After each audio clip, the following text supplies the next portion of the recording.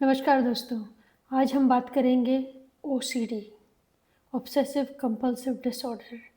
ये है सोच और डर के बीच की अनदेखी लड़ाई। कभी आपने सोचा है कि आप घर से बाहर निकलते वक्त आपको लगा हो अरे शायद मैंने गैस खुली छोड़ दी, तो आप वापस जाते हैं, गैस चेक करते हैं, बंद है, आप अपना आराम से काम पे चले जाते हैं, कोई सोच नहीं आती। या आपने कोई गंदा सरफेस छू लिया और आपको लगा अरे मेरे हाथ गंदे हैं, हाथ धोए और बात ख़त्म हो गई। लेकिन सोचो अगर ये सोच आपका पीछा ही ना छोड़े और आप एक बार नहीं, 10 बार नहीं, 20 बार आते हैं, गैस चेक करते हैं, फिर वापस चले जाते हैं। आप अपने घर से निकले, कुनाना फ्रीवे पे चले गए और आपको लगा अरे गैस खुली छोड़ दी, फिर एग्जिट लेते हैं, वापस घर पहुंचते हैं, गैस बंद है, फिर निकले। ये सोच कंसिस्टेंटली जब आती रहती है तो ये सिर्फ ओवर थिंकिंग नहीं है, this can be potentially obsessive compulsive disorder. और ये एक सीरियस साइकोलॉजिकल कंडीशन है।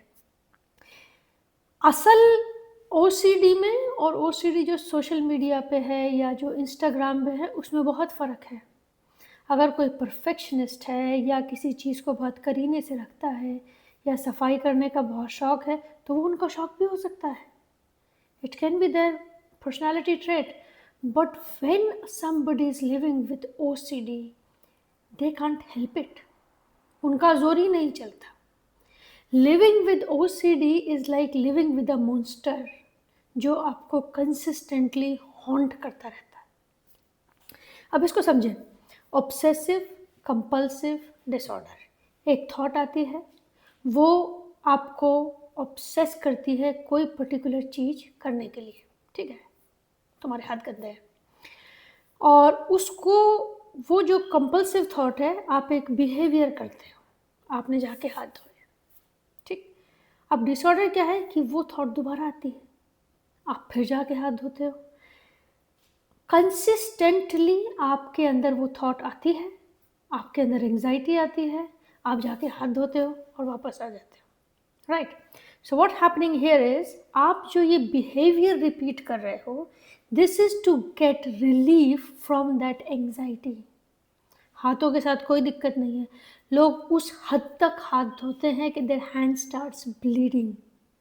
दे know that their hands are clean, उन्हें बिल्कुल पता है हाथ साफ है, लेकिन जो एंग्जाइटी आती है उसको टेम्परेरी रिलीफ पाने के लिए वो बार बार उस बिहेवियर को रिपीट करते हैं। So that is the simplest way I could put obsessive compulsive disorder. अब हम जब इस बिहेवियर को रिपीट करते हैं, हमें थोड़ी देर के लिए तो एंग्जाइटी से रिलीफ मिल जाता है, बट ये बिहेवियर हमको कंसिस्टेंटली उस एंग्जाइटी लूप में रखता रहता है। और जब आप उस लूप में लंबे समय तक रहते हो, you are tired, you are exhausted, you are preoccupied, आप कुछ और कर नहीं पाते हैं क्योंकि आपको भाग के 10 बार हाथ धोने हैं, एक मीनिंगफुल कॉन्वर्सेशन आप नहीं कर पाते हैं, कहीं अगर घूमने गए उसे एंजॉय नहीं कर सकते, आप मूवी एंजॉय नहीं कर सकते। हर चीज़ें जो डे टू डे लाइफ में एक नॉर्मल इंसान एंजॉय करता है, people living with OCD can't really enjoy it, they can't help it. एकदम से एक कंपल्सिव थॉट आता है, एक बिहेवियर करना है, थोड़े टाइम की रिलीफ मिलती है और ये लूप चलता रहता है। ये ओसीडी कई तरीके के होते हैं, जैसे सबसे कॉमन आपने कंटामिनेशन वाला ओसीडी समझा। ये सोच सिर्फ इतना नहीं है मेरे हाथ गंदे हैं, अगर सिर्फ इतना सोचो तो शायद कोई रुक जाए। इनकी सोच जाती है मेरे हाथ गंदे हैं, मेरे हाथ में जर्म्स आएंगे और मैं बीमार हो जाऊंगा, इन्फेक्शन मेरे बच्चों को लग जाएगा, वो फिर एडमिट हो जाएंगे आईसीयू में, कोई मर ना जाए, कोई कहीं मैं किसी और को बीमार ना कर दूँ। डा डा डा डा डा, that white noise don't let them in peace. और इस एंग्जाइटी के से बचने के लिए ये भाग के जाते हैं और they do the ritual, जो भी है, जो भी वो है। So the contamination OCD is that behavior जो आपको बार बार हाथ धोने पर मजबूर करता है। Second type is checking OCD, बार बार चेक करना, गैस बंद है। कुछ लोगों को इतना वहम होता है कि उन्होंने अपनी शर्ट के बटन बंद भी किए हैं कि नहीं, और they have zipped up their pants or not। उनके साथ बड़ा एम्बैरेसिंग सिचुएशन बनता है, दे कंसिस्टेंटली कीप चेकिंग कि ये ठीक तो है, ताला लगा तो है, चाबी ठीक जगह तो रखी है, पेट्स बाहर निकाला है। That checking OCD, that also disrupts the regular daily life to a very large extent. Then comes the symmetry or orderliness OCD. जब ये बिहेवियर आता है, ये हर चीज़ एक पैटर्न में चाहिए, एक सीक्वेंस में चाहिए। अगर ये मेज पर ये कप ऐसे रखा है तो ये ऐसे ही रखना है, ये थोड़ा भी इधर हो गया तो they start getting anxiety. So you'll see some people have their house spick and span, और हर चीज़ अपनी जगह करीने से होती है, एक्सट्रीमली। इनको शौक है घर साफ रखने का या ओसीडी है, आप उनकी मेज का कोई भी सामान ज़रा सा हिला के देख लो, वो बेचैनी हो जाती है जब तक उसे वापस वहाँ ना पहुँचा दे जो उनके हिसाब से सही सिमेट्री है। This symmetry pattern lead them to embarrassment, anxiety, और ये बिहेवियर इनका कंटिन्यू करता है जब ये किसी और सोशल गैदरिंग में होते हैं, वहाँ भी चीज़ों को सिमेट्रिकल करने लगते हैं। This impact their social life, friends, embarrassment, and this impacts their self esteem, self confidence और क्वालिटी ऑफ लाइफ को भी ये काफ़ी हद तक नेगेटिवली इम्पैक्ट करता है। Now this is a typical one, religion और मॉरल रिलेटेड ओसीडी। आप पूजा करने निकले जी, और आज लाल फूल की जगह पीला फूल मिला है। अब आपके दिमाग में भगवान मुझसे नाराज़ हो गया, इन वाले भगवान को तो यही वाला फूल चढ़ता है, या वेडनेसडे को तो ऐसा ही होना चाहिए।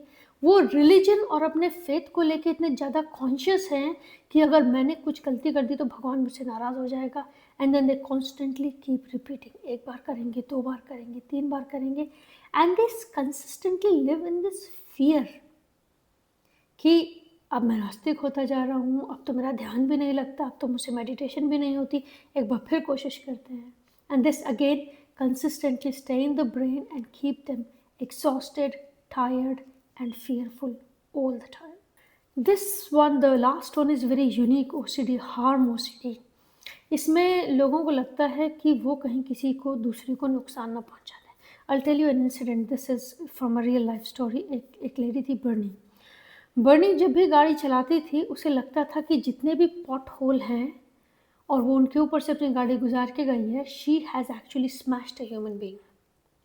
तो जैसे ही वो 1-2 पॉट होल के ऊपर से गुजरती थी, गाड़ी रोकती थी, वापस चेक करके आती थी कि जिनको मैंने हर्ट किया है वो कहाँ है। And this was a pattern. कई बार वो घर तक जाकर वापस आती थी, कभी आधे रास्ते में जाकर वापस आती थी, एंड शी न्यू कि सड़क पे कोई नहीं है, they are just small potholes, but for her they are not potholes, they are people.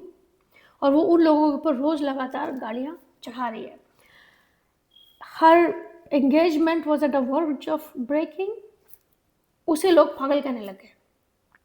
एक दिन उसके पेरेंट्स ने उसको रोकने की कोशिश की कि अब आप वापस नहीं जाएंगे। Then she decided to call police to surrender herself in कि मैंने इतने लोगों को मारा है। तो this kind of thought can stay in people कि हम कहीं किसी का बुरा ना कर दें। वो कंसिस्टेंटली चेक करते रहते हैं, हम ठीक से ड्राइव तो कर रहे हैं, शार्प ऑब्जेक्ट्स के उन्हें डर लगने लगता है, गैस के चूल्हे बार बार चेक करते रहते हैं, because this intrusive thought that they are definitely going to harm somebody keeps haunting them. Now people who are living with OCD, they know, उन्हें पता होता है कि ये जो रिचुअल, ये जो एक्ट, ये जो काम कर रहे हैं वो इरेशनल है। वो हाथ 4 बार धो चुके हैं, उन्होंने 3 बार गैस चेक कर ली है, उन्होंने कलम अपनी जगह रखा है, but they can't really help it and they are emotionally exhausted. उनकी सेल्फ एस्टीम बहुत पुअर होती है and they stay in a low energy level. तो does this have a treatment? Absolutely. जैसा कि हमने बताया, ये एक एंग्जाइटी ड्रिवन डिसऑर्डर है, a form of anxiety in a particular direction in extreme form. आप एक साइकाइट्रिस्ट की मदद ले सकते हैं, एक cognitive behaviour therapist can help you very well. एक अवेयरनेस लाना, ये आसान है कहना बट ओसीडी के केस में बहुत मुश्किल हो जाता है।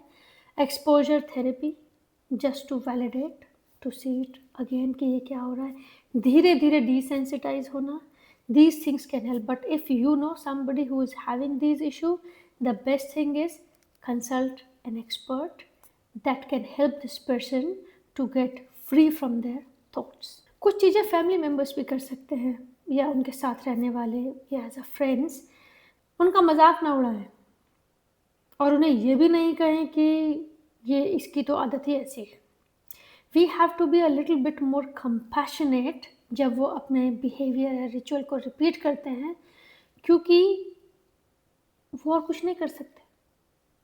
अगर आप उन्हें उसे करने से रोकेंगे या बार-बार टोकेंगे तो उनकी एंग्ज़ायटी और ज़्यादा बढ़ती जाएगी, क्योंकि जो थॉट इसको फ़ीड कर रही है, उसको एड्रेस नहीं किया गया है। So we can be a little bit more kind to them, a bit more compassionate and understand that वो जो कर रहे हैं, what they are doing, they don't have any control on it at this point of time. अगली बार जब आप किसी को देखें इस तरह की कंपल्सिव बिहेवियर रिपीट करते हुए, just take a deep breath, have non judgemental approach कि ये सिर्फ कुछ समय के लिए उस एंग्जाइटी से राहत पाने की कोशिश कर रहे हैं, and this is the only way they know जिससे उनको रिलीफ मिल सकता है। ओसीडी में फंसा हुआ इंसान कुछ इस तरह का होता है, सुकून की तलाश में उलझ गया हूँ मैं, खुद अपनी ही गिरफ्त में कैद हूँ।